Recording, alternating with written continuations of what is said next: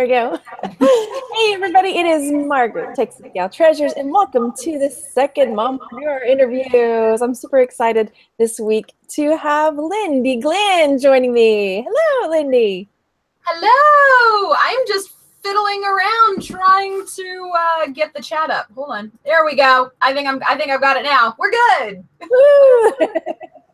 So thanks so much for coming to do this. I thought it would be fun to start interviewing some moms, not just in the reseller community, but just mompreneurs everywhere.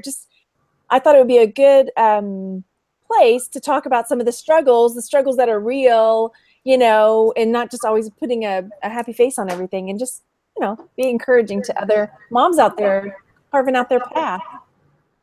Yeah, because it's definitely real life behind the scenes. There's real stuff that goes on for sure. For example, today I scheduled this and I thought at 11 a.m., but all the conversations we had was 10 a.m. So like 15 minutes before 10, and you're like, hey, it's 10, right? I'm like, ah! Yeah. So yeah, stuff like that never happens to me, ever. Never happens. I always know exactly where I need to be there. I'm so glad. Okay, so for those who don't know who you are and are living under a big rock somewhere, tell everybody who you are, like family, kids, what you do, that kind of stuff, and we'll jump into some of the other questions. Okay, well, I'm Lindey. Hi, everybody. If you don't know me, I am a reseller on eBay, getting into Amazon merch a little bit, kind of dabble in a little bit of local sales and other platforms, basically wherever I can make some money. I mean, that's what it's all about, and I have a YouTube channel that is based around that, making money from home, being able to, be at home with my kids and still bring home an income. And you can find me on YouTube and Instagram. Instagram kind of has the gist of the same kind of thing. I have a husband. I live in central rural Kansas, and I have two boys. One is in 6th grade. He's 11, and a toddler, and he's 2. And then I also have a stepdaughter who just turned 11, and we see her occasionally because she lives out of state. So pretty busy. Yeah. So, okay. So real quick, they're saying that we have an echo. I can still hear it. I'm going to unplug, because my earbuds were doing this yesterday too. Let me see if it's better. Speaking of, that's my son's school calling. Uh-oh. Mompreneur time. Do you need to answer it? It's cool. No, it's okay. I will let them leave a voicemail. I can't imagine that it's anything too dire. It's okay. Okay. All right, let me know if the in the chat if it's still echoey. I'm trying to turn my volume down and see. Yeah, but we are live. So if you're watching this later, we may be conversing with people in the chat. So hey, Jason T. Smith and my friend Glenn Hustler Hacks is there. Lots of friends. Joni and Glenn's there, and so is Julie. I'm sure I'm missing other people. Hello, everybody. So, okay. So what exactly do you do? I still hear the echo, but we're going to push forward. Well, like on eBay? Is that what you're kind of referring to? I mean, because you kind of go all, I mean, you're on Poshmark, you're on eBay. Yeah, I'm all over the place. Yeah. I'm all over the place.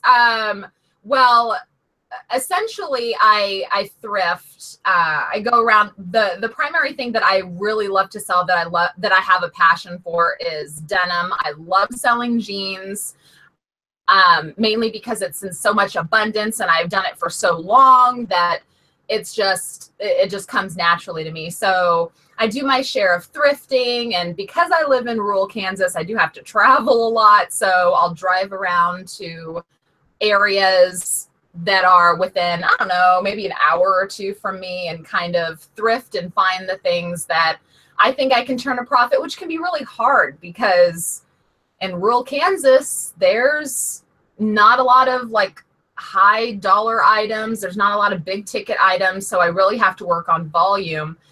There is a lot of antique shops and specialty items like that, but I don't know a lot about that kind of stuff. So I try to stay away from it because I don't want to sink a bunch of money into something I don't know anything about without doing the proper research. That's just kind of what I do. But that's my primary routine. I just kind of shop, buy things that I think will make some money and resell them. Awesome. Yeah. I mean, similar to what I do, but again, I don't get into the clothes or the jeans and things like that. I mean, it makes it nice for this, style of business that anybody can kind of jump into it and find a niche that they're really comfortable with. So okay. So what does your husband do? And then what does he think about what you do? Like, how's that work out? My husband is an independent contractor with the military. So he actually helps them with all of their computer programming on all of their aircraft. And so it's kind of a blessing and a curse. He gets to be a home a lot when he's here, but then he also has to deploy overseas for long periods of time. And when he actually deploys overseas, he doesn't get the perks of being in the military. Like, he doesn't get to come home on R&R. He's usually gone for over a year as opposed to under a year. So he does not help with the business at all, mainly because he travels a lot. Even when he's home, he has to travel around the United States. So he is very supportive, though. He's so supportive, in fact, he gave me his man cave to turn into an office. Ooh. So yeah, I'm very appreciative of that. When we first purchased our house right after we got married, we had an agreement of certain areas of the house, and the basement was supposed to be his. It was supposed to be his man cave. And while he was deployed the first time while we were married, and I really started ramping up eBay, I started storing things in the basement. And he came home to find it all, and he told me, he says, well, you seem to be enjoying it. It's making you happy. It seems to be going well. So just give me this corner. So I ended up getting almost the entire basement. I have my basement is probably 1,000 square feet, I think. And so I have primarily all of that space dedicated to my office and then storage for inventory. And he has like maybe a 50 square foot space where he has like his TV and his gaming system and his couch. So I would say he's supportive. You don't need 1,000 square feet to play video games. Come on. Exactly. That's what I said. That's funny. Okay, so I mean, that makes it even more. I mean, when you're a mom and you got kids and you've got all this and you're running a business, and then your husband is overseas, or a lot, or if you're a single mom, it makes it really challenging to do everything. Really challenging. Yeah. So what did you do before you started this? Well, for a long time, I was just a stay-at-home mom. I was actually married previously, and while I was married to my ex-husband, I was pretty much a stay-at-home mom. I'm not going to get into a whole bunch of that. Let me emphasize the ex in the ex-husband. Yeah. I was home for the most of the time then. And then after we had separated, well, I guess while we were married, I was a photographer for a while. I worked for, I don't know if anybody has ever heard of Portrait Innovations. It's a big corporate photography studio. Huh? We had one here, and I was just like, wouldn't it be awesome if you could like get your picture of you like riding a unicorn over a rainbow or something? Yes, I worked at the Portrait Innovations in Harker Heights in Texas.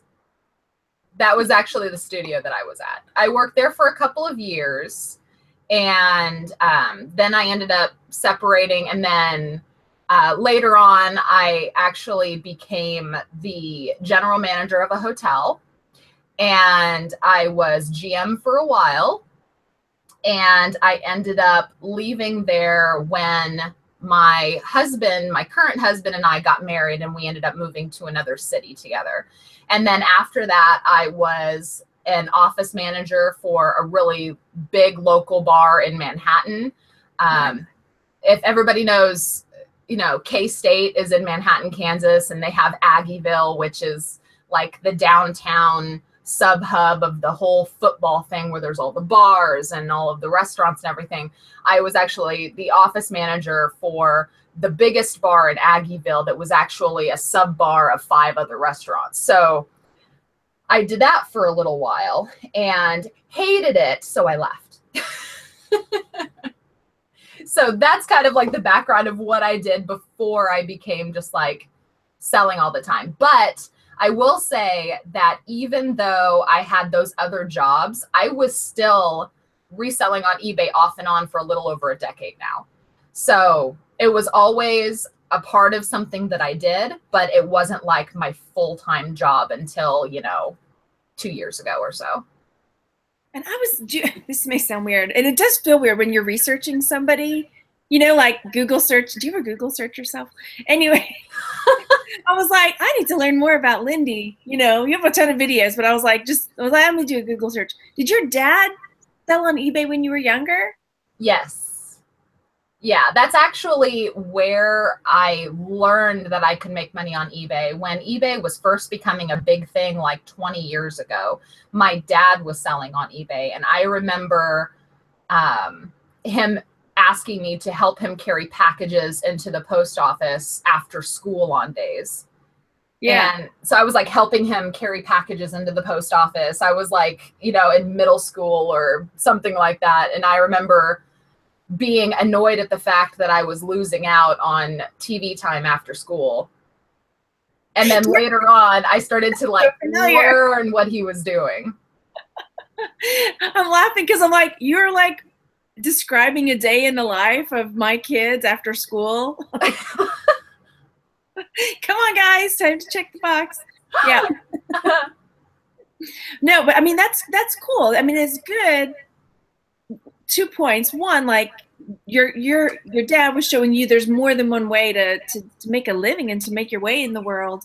And I'm really trying to instill that in my kids. Like I want them to go to school and follow their dreams, but like there's like a ton of ways you can make your way in this world, right? Yeah, and I am a very firm believer in teaching your children that there's opportunity out there.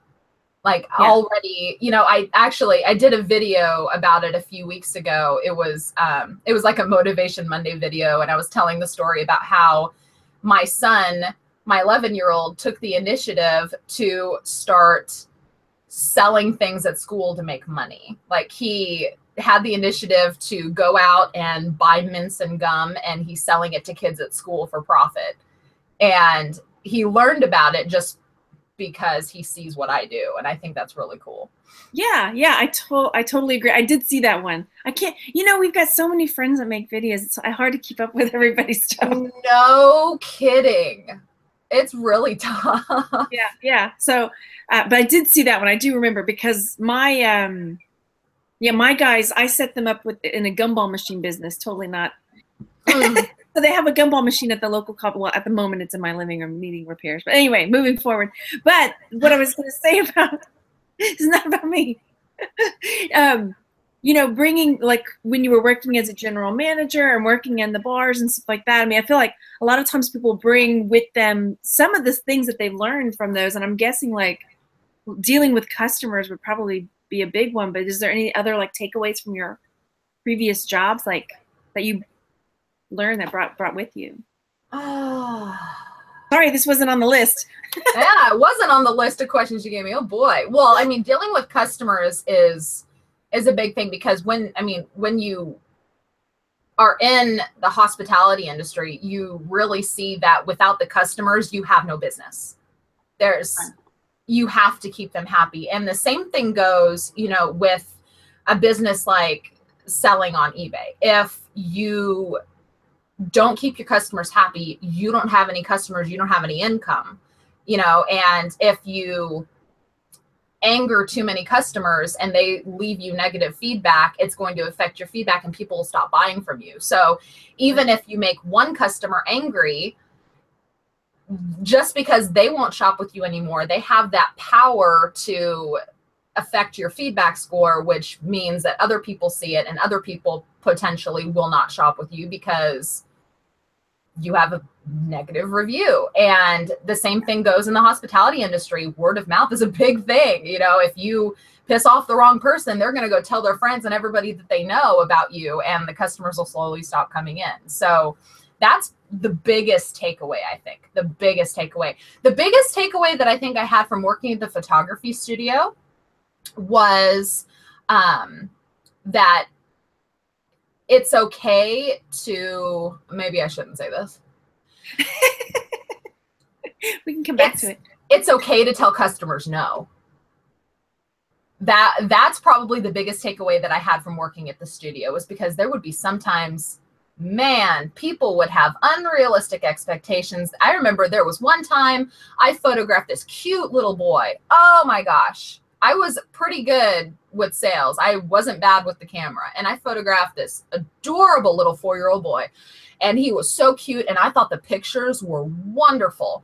And they call it, you got aced, when someone only comes in for that promotional $10 package that they do. Because, you know, the whole purpose is you're supposed to sell more photos. They come in for the special, but they buy more. And I took all of these really cute photos and she didn't like any of them and she only picked one. And the reason she gave me was she had wished that she had gotten his hair cut before they did pictures. Huh. And, you know, I don't know why that sticks out in my head, but I remember being really mad because I worked really hard and I had done all of these extra things that she had asked me to do. And she didn't even buy any of the pictures. So I also, from that point on, I learned to say no. I learned that, okay, I don't have to go above and beyond. I can just do my job and not do every single little thing that customers ask. And it'll still all turn out to be okay, which I think is pretty important where eBay is concerned, because some customers can have really unrealistic expectations. You know, I have people all the time that expect me to change their shipping address after the fact and not have it be verified by PayPal. And I'm like, no, I'm not going to do that. You know, or people expect me to accept a lower offer because they say they can get it cheaper somewhere else. I'm not going to accept their lowball offer just because they say they can get it somewhere else. Then they can go get it somewhere else. You know, it is okay to tell customers no sometimes. So like unrealistic photography expectations of wanting to write a unicorn over a rainbow, just being able to tell that person, no, you can't have that. Can you chitty chat for 1 second? My husband is flagging me. He needs 30 seconds. Yeah, absolutely. Got it. Okay, so you guys in the chat, if you have any questions for Lindey, drop them in there. I have quite a list that I sent her beforehand, but if you have any questions, definitely drop them in. And follow Lindey. Her channel is Lindey Glenn, Glenn, and I'll drop that in the description. I may have already put it down there. I may be on the ball with that. So also going on this evening is I'm going to be co-hosting with Jason T. Smith on Thrifty Business with J&A, or Thrifty Businesses. Yeah, anyway, we'll be there tonight. I think it's 8 o'clock Central Time. And the guest, I can't think of her name, but she's going to be talking about Disney and Disney pins. And I struggled last time to get my Thrifty encounter because I haven't been thrifting as much, but I definitely got my Thrifty encounter. It happened this morning. So make sure you tune in because it was a weird one. She's back. I'm back. Yeah, I found out that the reason why the school was calling was because my oldest was complaining of a sore throat. So my husband's going to go pick him up though. But hey, that's how my days always go. Right? Oh my gosh. So I had one kid out last week, Friday, stomach bug. Then the other one got it. So he was out Monday. And then he was out yesterday. And it was just like bananas. Right? You just got to do. Okay, so I'm going to jump back into our questions. And one of the questions I sent you was, how do you make the leap from a secure paying job to doing this and starting your own business? It's different for every mom. it's different for everybody. So how did you go from that to that? Well, I was fortunate enough. I had a husband who was already making enough income to where my income really didn't matter. It was the kind of situation where I could put as much of my profits back into the business as I wanted. I didn't have to worry about, you know, is it turning enough money to where we can pay bills with it? So I was fortunate in that fact. But if I wasn't, I would never have quit my job unless I was turning a big enough profit to replace that income. That is, it's a huge thing. I've gotten emails from people before that have said that they were ready to quit their job and go into selling full time because they felt like they could do it, and they didn't even have 100 items in their store.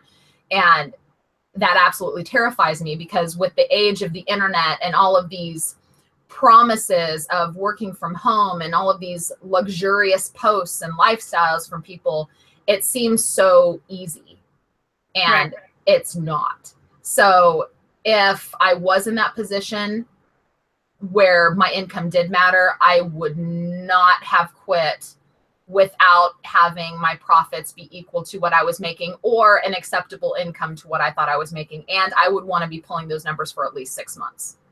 Right, exactly. Get something built up. I'm in a similar situation with you, where my husband, his income pretty much pays for all the bills and stuff like that. So luckily it was a similar situation, but I've seen people too. I mean, somebody posted in one of the merch groups, "Yay, I was accepted for merch. I'm going in to quit my job. What should I tell my boss?" Yeah. No. Don't do it.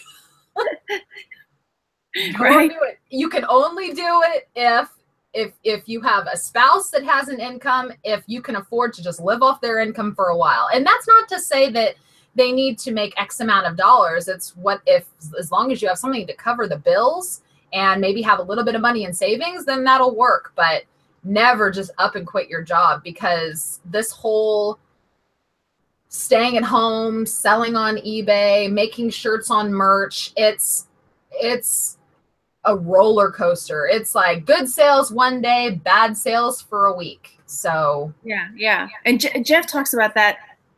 We talk about merch every week, and you know, he sells all over the place, but he gets that, like, I need to go apply for a job at Walmart panic, you know. Yeah. So when sales go down, I hear a little bit of an echo. They're asking in the chat if you've got your volume turned up. I don't know. Maybe it's mine. I don't know. It's really low. Has it been echoing the whole time? I don't think so. Maybe it'll get better. I turned mine down, so maybe it'll get better. Okay, so there were a couple messages in the chat. Oh, now I lost them, of course. Clearance Ninja was asking, at what point did you start paying yourself?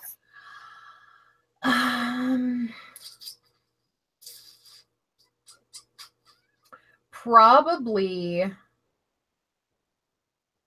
well, about 6 months in, I started paying myself a little bit. I've been really focused on growth. So I've been putting almost all of my profits right back into my business. And the reason why I've been doing that is because I have the luxury of doing that. Like I said, my husband makes enough to pay all the bills.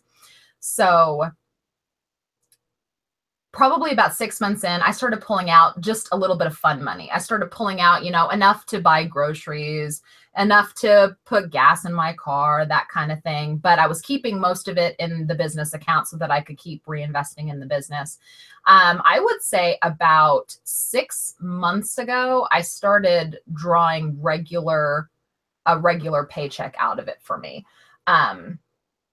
But that is mainly because I've kind of leveled out a little bit. I'm still growing, but I'm not growing as fast as much. So it was a solid, I wouldn't say a solid year before I even thought about starting to take money out regularly. But about 6 months in, I started pulling out a little bit of money, you know, here and there, so that I was enjoying something for all the work I was doing. Yeah, exactly. And then Joe was asking, what's your average sales amount per day, quantity-wise, not money-wise?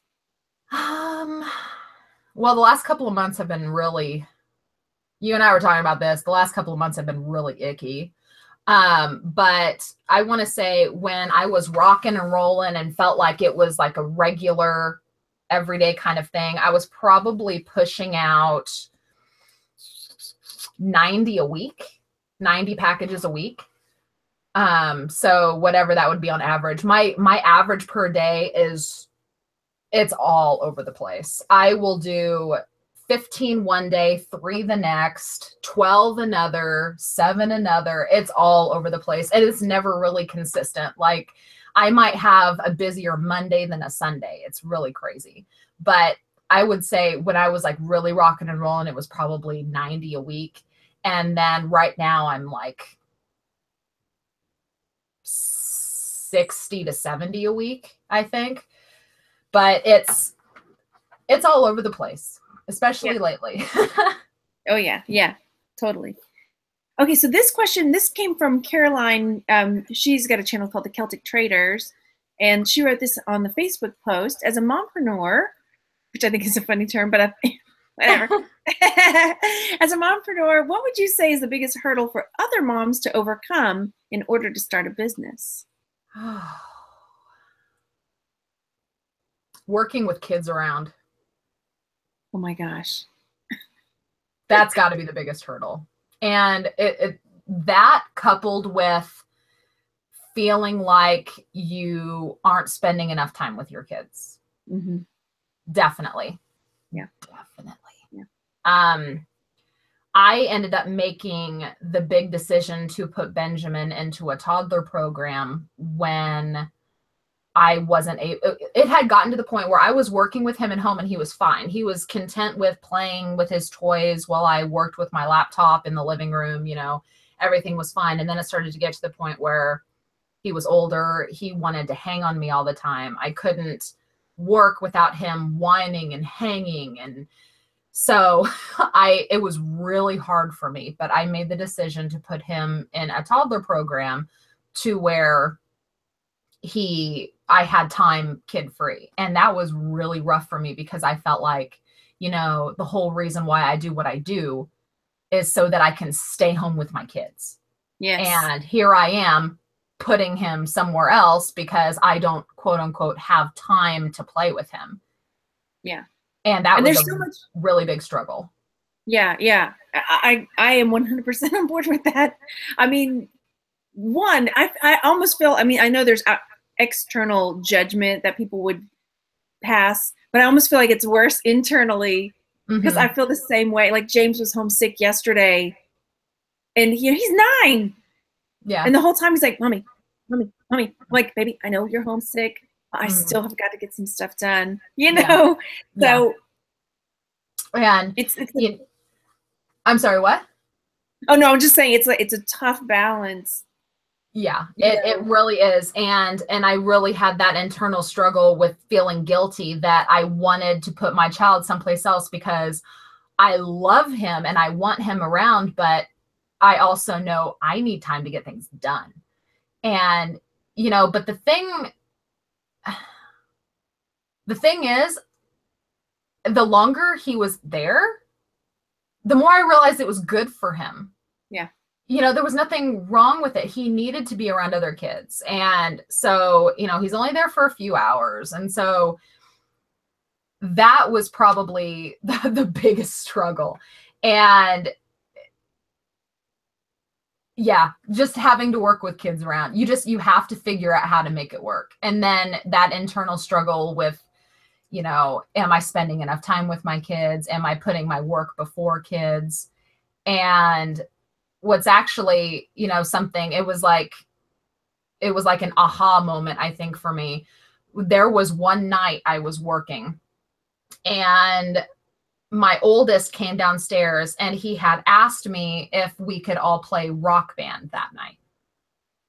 And my initial reaction was, well, if I get done with this and we still have time before bed, then yeah, we'll play Rock Band. And then he walked away. And I had like this moment of clarity and this epiphany where I'm like, you know what? I don't have to finish this right now. My son wants to play Rock Band. Let's go play Rock Band.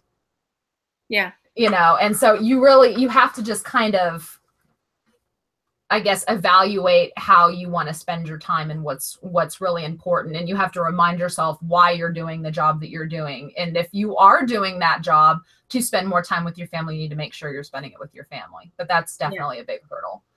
It's like you and I are having the same conversation. I have this conversation all the time with my husband, myself, just like, yeah, that's why I do what I do. So I can be home with him when he's sick.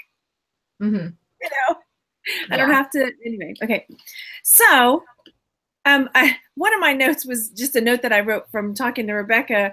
One of the hardest things some people find with working for themselves is that you've got to be internally motivated and not, because when you're working for somebody else, you kind of get praise from coworkers and bosses and things like that. And so, I guess I don't know how to phrase this question exactly, but I mean, how do you feel about that whole like internal motivation and internal like telling yourself like, good job, you did something, you know? It's hard. I almost can't do it. Yeah. I almost feel like I need some external whatnot, you know, and I get a little bit of it from my husband, but I try to, if I feel like I'm really struggling in that department, I definitely, and I know it may or may not sound good, whatever, but I tend to turn to my, you know, Instagram and YouTube because yeah, no, I agree. Yeah, it's a lot of like-minded people. And if I need to feel like I'm doing well, or if I sold something I'm really excited about, and if I can share it with, you know, tens of thousands of people that will cheer me on or make me feel good about it, then that's what I do. And that's what helps me keep going, really. Yeah. Because, you know, it's hard to be like, yay, it's sold, you know? Well, I mean, I think that's the amazing thing about social media with our line of work, because everybody's an individual out there doing their thing. So it's like you get this built-in buddy system that everybody can cheer each other on. And I mean, so I think that's great, because definitely going to Instagram, social media. Yeah, I probably wouldn't be anywhere near as far along as I am with this whole journey and business and everything if there wasn't a community of people to rally around. I mean, there's no way. Yeah, I completely agree. Okay, so next question. Let's see if we're going to get through these today. That's okay. So how do you balance your work and home life? We kind of been talking about that, or is there even such a thing? We kind of talked about it a little bit. I mean, there has to be a balance. Finding the balance though is really tough. It's really tough. It's about establishing your priorities, what's the most important thing, and then developing some sort of a schedule to where you can try as best as you can to meet all of those requirements. It's tough. Everybody balances things differently. Everybody has different size families. Everybody has different expectations for themselves, different size businesses, how much they can work, how much they're willing to work. There is a balance, and it's really hard, but I really think it's unique to each individual person for sure. Yeah. Okay, so next up is, what is some of the best advice you've received, and what is some of the worst advice you received? Okay, well, the best advice, there's actually two. I have one for the family side and one for the business side. The best advice I ever received where family is concerned actually came from my mother. Go figure. The best advice I got came from my mom. I remember when I was really losing my mind and really stressing out, she told me, she said, Lindey, having a family and being a mother has three, it's like a triangle. You have 3 points on the triangle. On each point, you have happy kids, a clean house, and your sanity. She says, but you can only have 2. Right? She says, you can't have all 3. She says, so pick the one that you're going to let go of and you'll be much happier.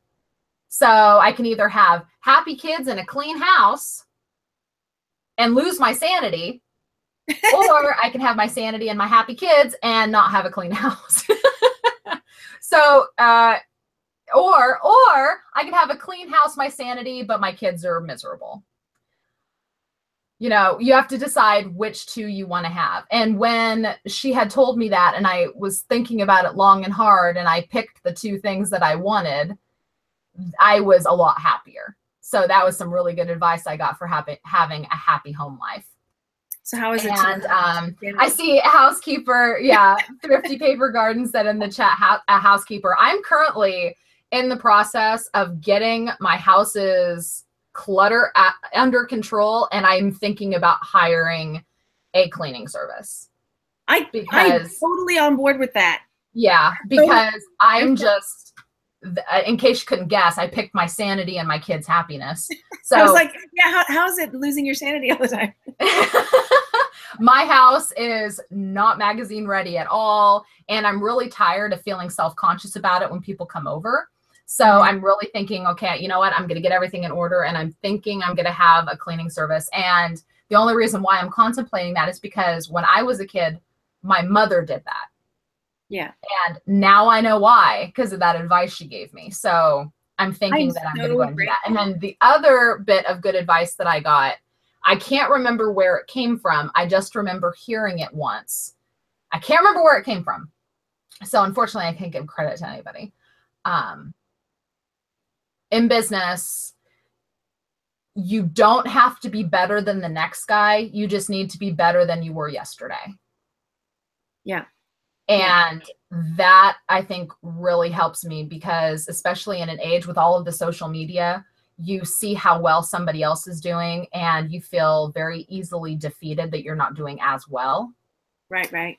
And it kind of stresses you out and puts a damper on your mood, and you might lose some motivation because you're like, well, I'm never going to be as successful as this person or as successful as this person. What really matters is, are you better today than you were yesterday? Did you grow more, or did you do things to better yourself in the last day than you were, not even just yesterday, but a week ago, 2 weeks ago, a year ago? I can tell you that I am a lot better off now than I was a year ago. When I was a year ago, oh man, a lot has changed in a year. You know, so you don't have to compete with the person next to you. You need to worry about competing with yourself. Absolutely. Totally. And then bad advice. Yeah.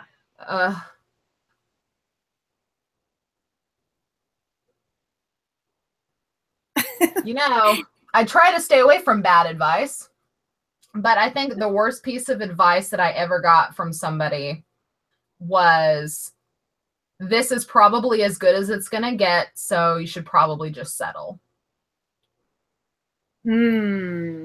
That's the worst advice I probably have ever gotten, was, well, it's going pretty well. It's probably as good as it's going to get, so you might as well be satisfied with it. Yeah, that's really bad advice. That's bad advice. Never settle. Yeah, never settle. It can always be better. Definitely. No matter how good it is, it can always get better. So don't settle. Yeah, for sure. My lady read in the chat was saying, unfortunately, people see other successes and compare to their own. And she's done it many times. Oh, yeah. And especially with social media, it's what people are saying. They're not, you don't see the whole picture. Exactly. Anyway. Exactly. All right. So, okay, they say it takes a village to raise a child, but I think it's true with adults as well. It takes a village to be a great mom, have a great family, entrepreneurship, and all this good stuff. What would you say are your go-to, like, people services that make every day easier, or when you're in a tough spot? Who or where or what do you do? Well, when it comes to eBay stuff, I'll go to my dad. If I need to vent or learn from his past mistakes, I'll go to my dad. General things, I'll usually talk to my mom or my husband. I have some friends, but unfortunately, friends that I have don't have any experience with what I'm doing, so I can't really go to them and vent. I can vent about family stuff, but not business stuff. So Right. a lot of the time I do end up, again, turning to the community of people on social media, on, you know, followers on YouTube, followers on Instagram, because you can really learn a lot from a large number of people that do what you do. Yeah, totally. And I mean, they get it, right? Yeah, Exactly. They get it, they understand, and they can kind of talk you off a ledge if it need be. Yeah. Okay, so what is something that you would say you need to be successful as a mompreneur? Something you need to be successful.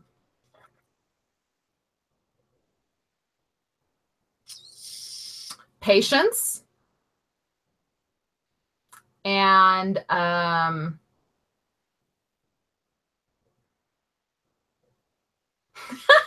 you almost need to be stubborn, I think.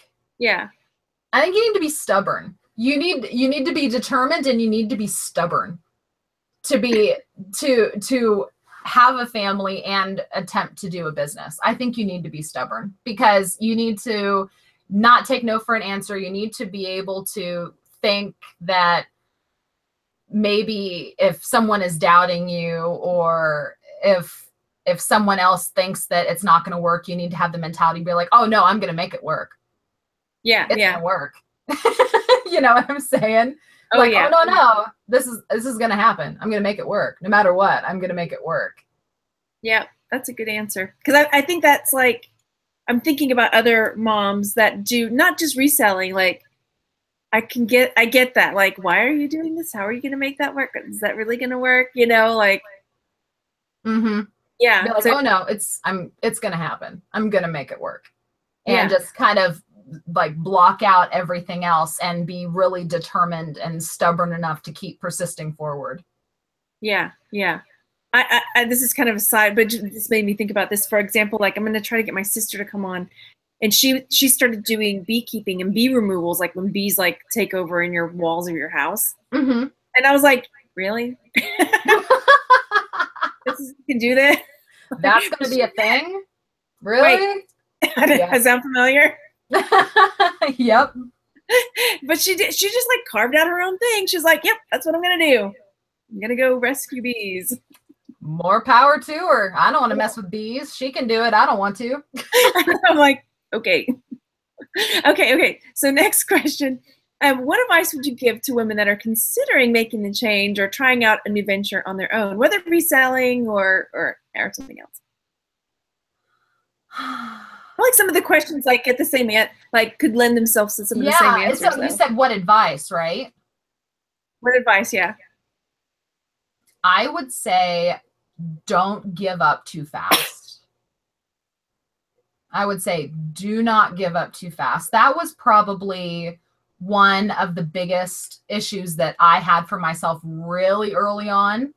Was I would work, see no return. Right. And then of course you have that curse of social media where everybody's like, ooh, I sold this within minutes.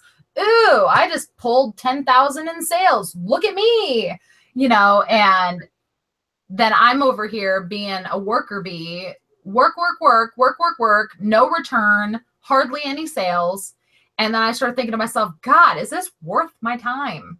And then I would quit, and then I would get back into it, and then I would quit. And then, you know, and it's really, really tough. And it feels really easy to give up on yourself. It really does, especially early on. Oh my gosh. Because starting from the bottom sucks. It's so hard, but you have to remind yourself and tell yourself, shoot, even if you need to like write it down and put it somewhere where you can see it, is got it. Just everybody starts from somewhere. Right. Nobody starts off at the top. You know, there's a lot to learn there, you know, and not just reselling, any business venture, you know, there's a learning curve. If it's something you've never done before, you have to learn, you have to grow, you have to develop something that works for you. And your pitfall will be quitting too soon. It will be quitting too soon. If it takes years, then it might take years, but nothing happens overnight. It takes time. So do not give up too easy. It doesn't matter what business venture it is. Do not quit too soon. For serious. I agree. Totally. Okay. So what are some of the, speaking of that, what are some of the stumbling blocks that you faced along the way, and how did you overcome them?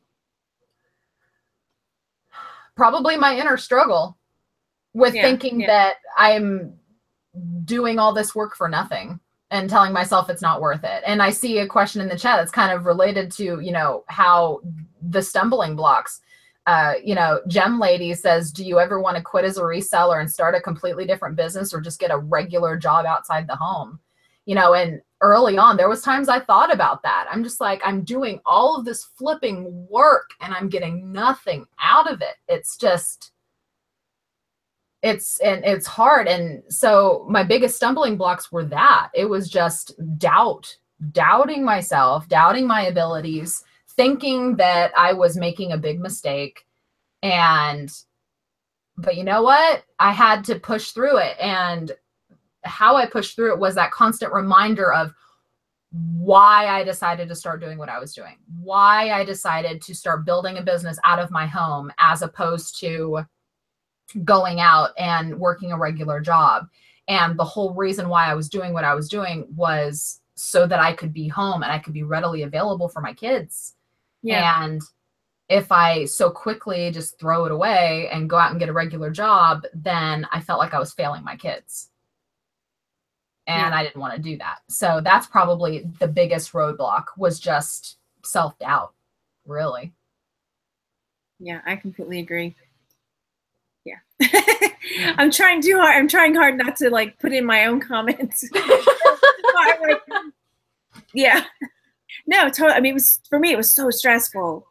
Like when I was working as a teacher, like, and my kids would get sick and I would have to go like, boss, gotta go. Randy was working a job he couldn't take off. So it was all me. Mm-hmm. And so my principal was getting sick and tired of me taking so much time. It was super stressful. Yeah. Okay, so I already asked that one. Okay, if you could do one thing over again, what would it be?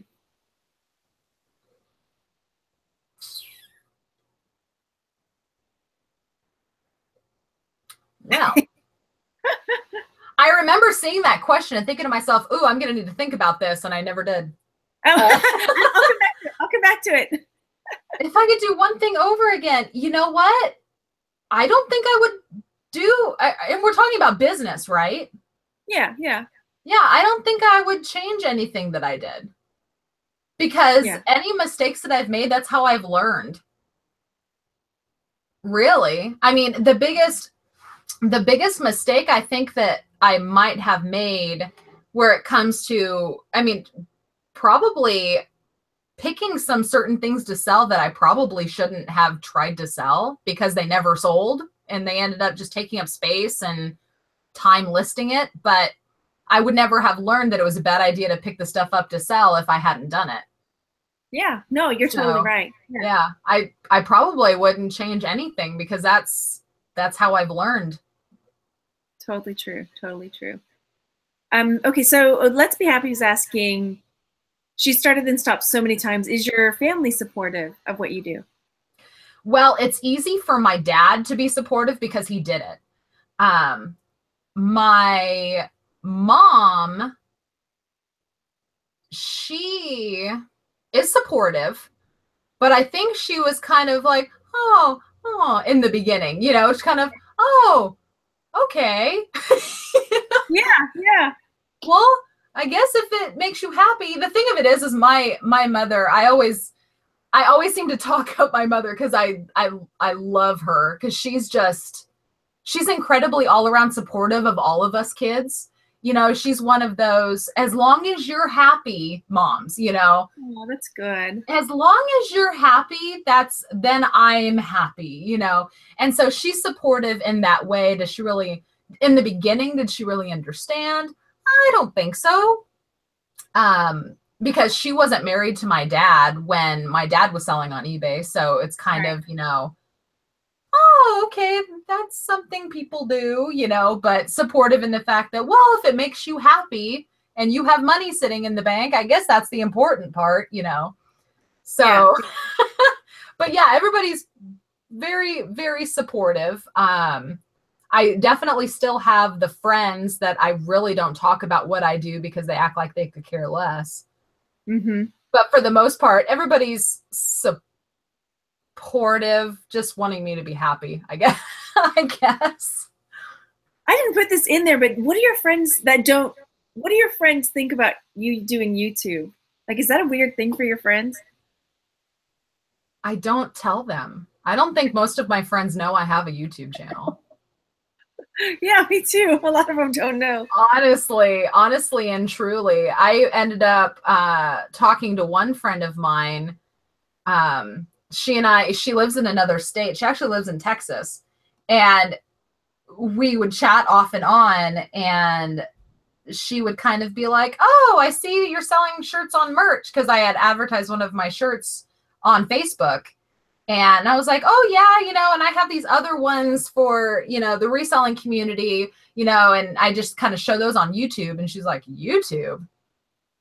And I'm like, yeah, I've got like 23,000 followers on YouTube. And she's like, when did this happen? Because I don't really, because none of my friends do what I do. And so I just automatically assume they would have no interest in it. So I don't even talk to them about it.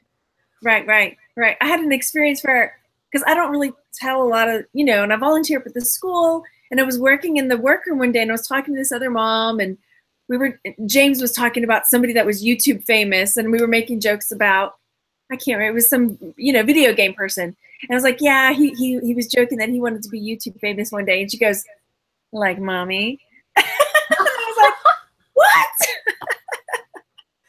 Yeah, see, and that's one of those things. My oldest son, he has no problem telling everybody. He's just like, but he embellishes. And I'm like, Jeremy, don't say that, because my mom has 1 million subscribers on YouTube. I'm like, no, I don't. But he'll just go, because he's so proud of it, and it's so sweet. He's so proud. He's just like, my mom has a YouTube channel, and she has 1 million followers. That's so fun. And you know, that's another thing, because like my friend Caroline, her son is embarrassed. Like his friends at school like make fun of the fact that his mom has a YouTube channel, and oh, it could go either way, I guess. Okay, I'm gonna try to get some of our questions in, because I know we're getting close to the hour here. And okay, so what do you do to take care of yourself? How about we do that one? What do you do to take care of yourself and have fun? Oh my gosh, I am such a couch potato. I am so content and happy with just putting on some jammies and getting a blanket and just sitting on the couch and just watching TV for hours. What are your shows? What do you like? Oh my gosh. Okay, so movie-wise, I'm a big horror movie buff. Like, the scarier, the better. I love being terrified. And TV show-wise, I watch so many.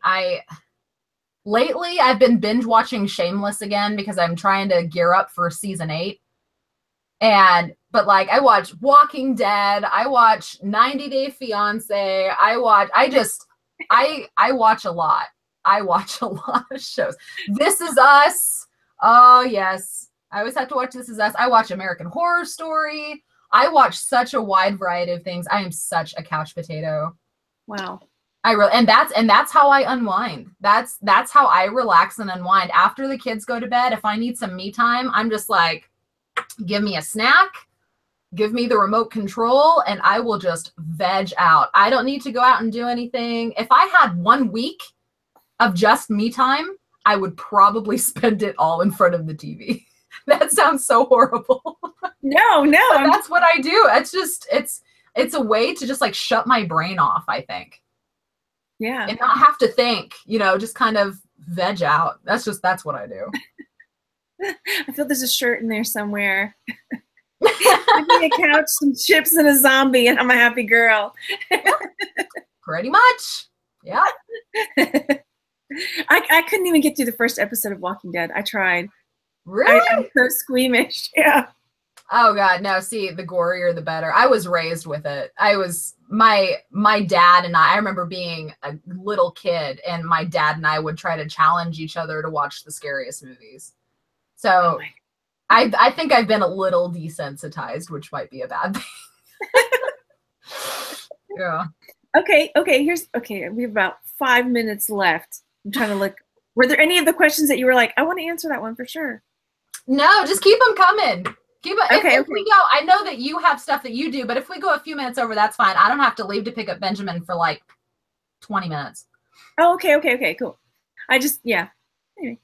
All right, so, we already asked that one. Okay. What does a day in the life look like? So what is like a day in the life of Lindey Glenn? Oh, day in the life. Man, almost every day is different, but the gist is I'll wake up sometime around 6:30, see my oldest off to the bus, and then I'll come downstairs and pull inventory and try to do shipping. And then about 7:30, I wake up Benjamin. And some days he has his toddler program. Sometimes he has his ABA therapy. But he's usually gone every morning doing one of those two things. And so I'll send him off. And then depending on what my day looks like for the rest of the morning, I'll work on YouTube videos. I'll work on merch. I'll work on listing. I'll work on putting inventory away. I'll spend my mornings doing that kind of a thing. Or if I didn't make it out to sourcing, I might travel out of town to do sourcing during the morning time. Just depends on kind of what all I need to get done. And then in the afternoon, there's Benjamin lunch, Benjamin nap, if I can get him to nap. And then after that, almost every single day, we have therapy appointments. Yeah. All afternoon. We've got OT, we have PT, we have speech. We sometimes have in-home. We have a therapist that comes to see him in-home. And then we do dinner. And then after dinner is our primary family time where we just kind of veg out and relax. And then about 7:30, Benjamin gets ready for bed. About 8:30, Jeremy gets ready for bed. And then after Jeremy goes to bed, I commence sitting my butt on the couch and doing nothing. And then I hopefully go to bed sometime around 10 or 10:30. That's a typical day for me. That's good. See, it sounds like you're pretty good at turning off after a certain time. Like as soon as the kids are in bed, like I'm back at it, you know? I have to. I was, I did a video about this. I did an Instagram post about this. Like 3 times in the last year, I ended up disconnecting myself from anything business or social media related. And I don't want to say was depressed, but it was that same kind of mentality where I'm just like, you know what, forget it all. I don't want to do anything, because I would get so overwhelmed and so stressed out with, oh, gotta keep going, gotta do this, gotta get this done, have to do this. After the kids go to bed, I would stay up late working. I wasn't getting very much sleep. I was getting really overwhelmed. And then I would reach that point probably 3 times in the last year where I just stopped putting out videos. I stopped posting on Instagram. I stopped running sales. I basically do the bare minimum of my business to keep it going. Like I'll do shipping and that's it. Yeah. And I just like will go through weeks at a time where I'm just like, forget it. I'm gonna lose my freaking mind. I can't do it all. And so I decided, I'm like, you know what? I'm not working at night anymore. I'm not gonna do it.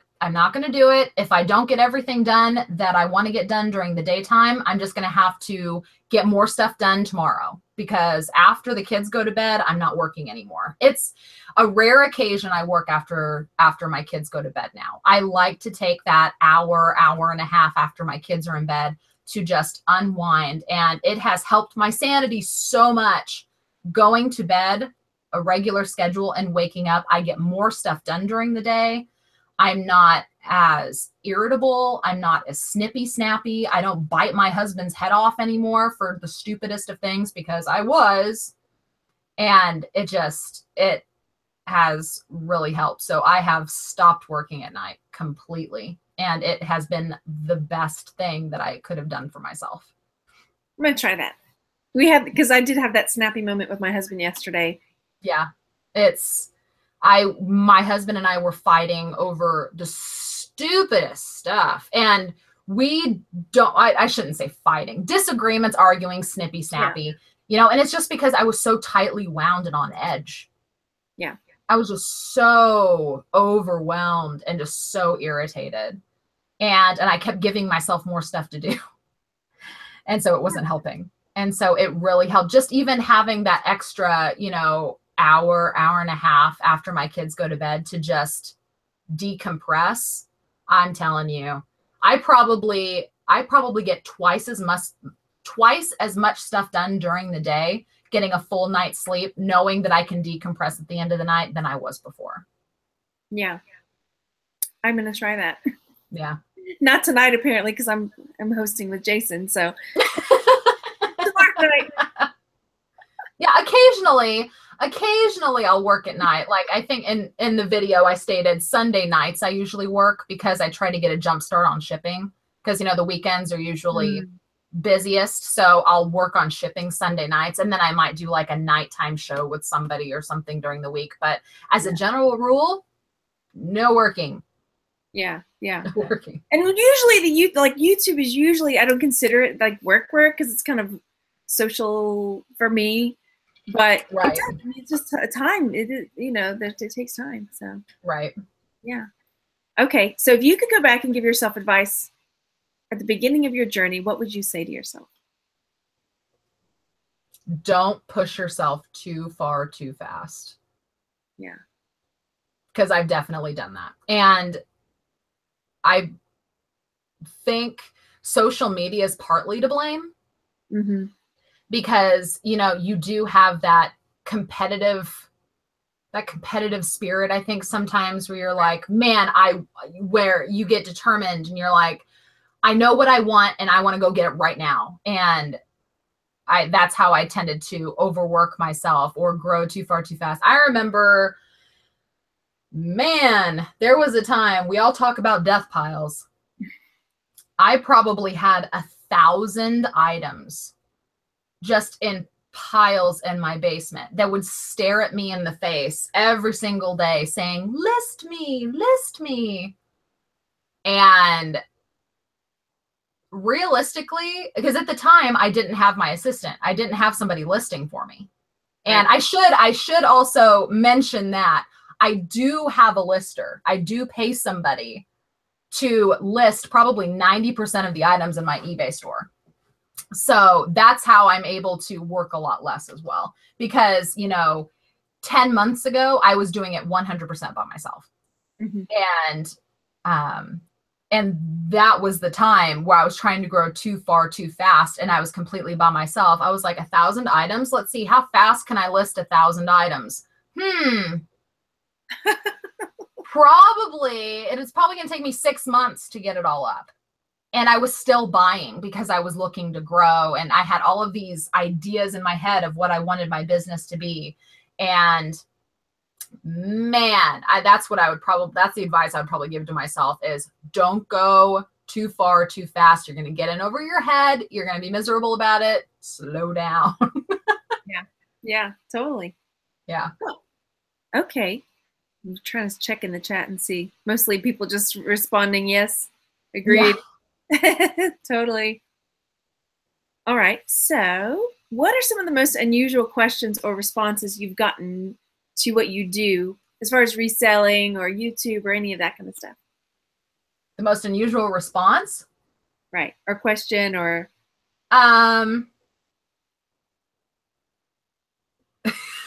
Well, I don't think it's unusual, but something that I hear a lot is people actually make money doing that. Mm-hmm. Really? Yeah, that's a general response that I get. Like if here locally, because here where I live locally, my my friends from forever, you know, nobody knows about a YouTube. Like my neighbors don't have any idea I have a YouTube channel. My son's friends' parents probably don't have any idea that I have a YouTube channel.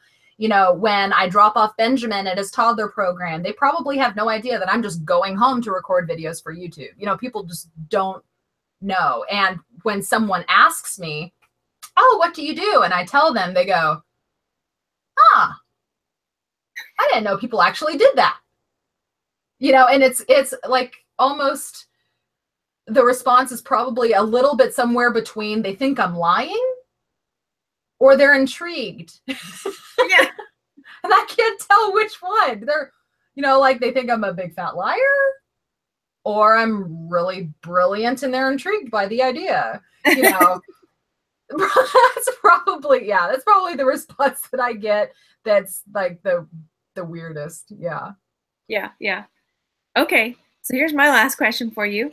What are your must-haves? Oh, it's not my last. There's one more beyond this one. What are some of your must-haves as a mompreneur? Must-haves? Must-haves. Like tools or tools or services or things that make things easier. Things that make things easier. This was another one of those questions I was like, oh no. Okay, well, the mom family side, I must have my Instant Pot. My Instant Pot, it's an electric pressure cooker. I probably use it almost every single day. And if I didn't have it, we would probably eat out a lot more. You need to look into an Instant Pot. It is, my husband got it for me like 3 Mother's Days ago because I saw a TV advertisement for it when it was just released and I really wanted one and he bought it for me and I've used it almost every day since. But it's amazing on those days where all I have is frozen chicken and I forgot to pull it out of the freezer. I can throw it in the Instant Pot and it cooks in 15 minutes. So that is a definite tool. I've been thinking I need to do a video about it because I love it so much. Yeah, I have a pressure cooker, but I don't think I've ever used it. It's not instant. Well, regular pressure cookers are really intimidating, but the Instant Pot, it's like a plug and play, just like a slow cooker. It's so much less intimidating than like a pressure cooker, like on the stove. Those are scary to me. But my only experience is like watching Breakfast at Tiffany's, and it blew up all over her. Oh my God! Yeah, no, those are scary. But the Instant Pot is awesome. Like I make rice in it in like 10 minutes. It's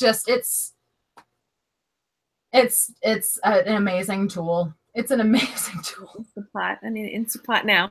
Yeah, it's pretty awesome. And Black Friday is coming up. That's why I was thinking about doing a video. Oh shoot, now I can't because Black Friday is like next week. Because usually Black Friday, they always do really good deals. I'm thinking about getting a second one. Oh, see, I just see. Yeah, someone in the chat says Kohl's has it on sale this coming Black Friday for $70. Yeah, it's always on sale for Black Friday, really cheap. So that's a big tool. Oh my gosh. I ended up getting an iPad. I never thought that I would have any Apple products because I refuse to buy into that kind of thing. But I'm an Android user. But I went ahead and got myself an iPad because I figured that it would be easier for me to be able to do listings from drafts while my kids are around and I could be in the living room. And it's a lot, the Apple version of the eBay app is much better than the Android version. So I got myself an iPad, an older iPad. I got a really good deal on it on eBay. So that I had some sort of a listing tool that was very, very mobile. I do have a computer on the main floor of my house so that I can do work while my kids are around if I need to, without having to like come downstairs to my office. And so that's all well and good, but it's nice having something like the iPad that's mobile and I can complete drafts and do things like that while I'm standing in the kitchen waiting for water to boil kind of thing. That's a nice tool to have. You totally need to do a video on the Instapot. I'm still thinking about it. You should.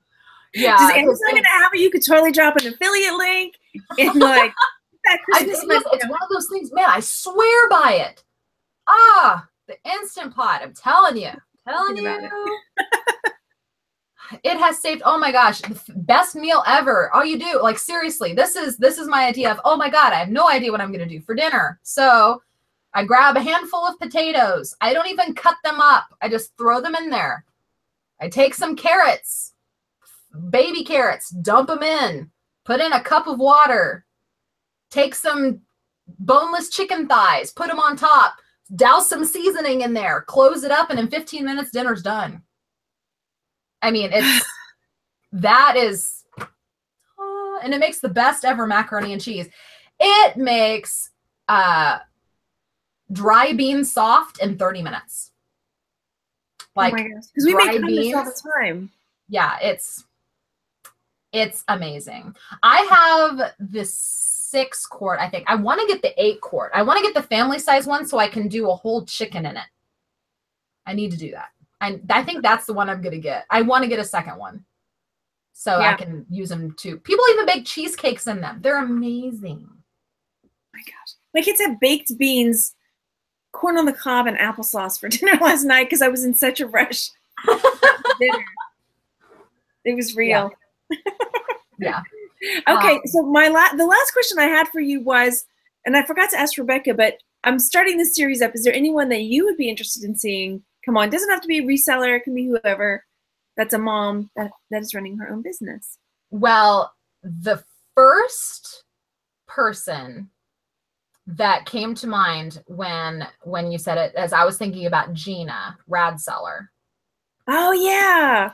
Yes, she was the first person that popped into my brain because she has little ones. She does her sales part-time because I believe she still has a full-time job. So I think you're right, because she works at night, right? I'm not sure, but she definitely juggles a lot. A lot. So she was the very first person that popped into my brain. Cool. I'm going to hit her up. Yeah, cool. She was the very first person I thought of. I'm like, oh my gosh, she's got a lot going on. She's got a lot going on. Yeah. Okay, yeah, Julie says she's an X-ray tech at night. I was like, I think she does something at night. Mm-hmm. Maybe she works at a morgue. No, not that. Never mind.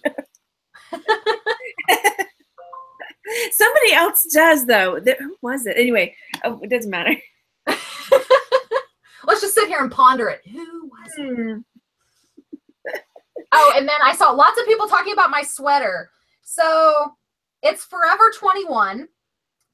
I thrifted it, and I was going to sell it, but it looks so good on me, I might have to keep it. Super cute. Well, not just that, but it has the tail on the backside. Oh.